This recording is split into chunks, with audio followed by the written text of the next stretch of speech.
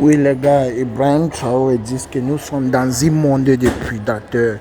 Pour avoir la paix, il faut de la guerre. Faites la guerre. Les Camerounais, il y a les bandes de braquets qui ont arrêté la Maison Blanche à Toudi pendant 43 ans.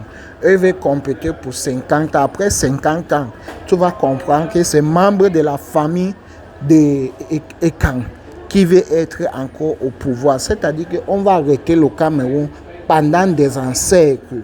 Bon, pour avoir la paix au Cameroun, pour que le Camerounais être en paix, pour que les choses tournent en normal, il faut la guerre. Et dans un combat révolutionnaire, il faut la guerre, il faut le sacrifice. Sans ça, le Cameroun va être comme Togo, comme Gabon, comme les autres dictateurs pays africains.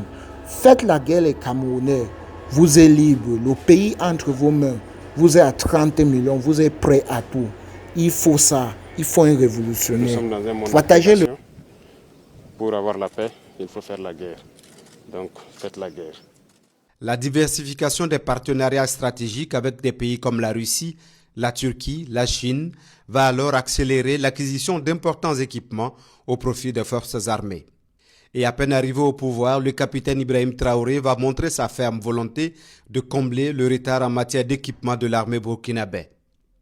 Déjà en décembre 2022, seulement 3 mois après son avènement à la tête de l'État, l'armée de terre voit ses capacités renforcées avec l'acquisition de véhicules blindés.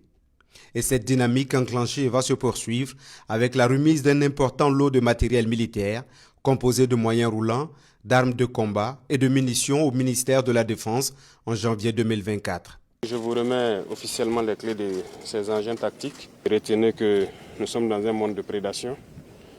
Pour avoir la paix, il faut faire la guerre. Donc, faites la guerre.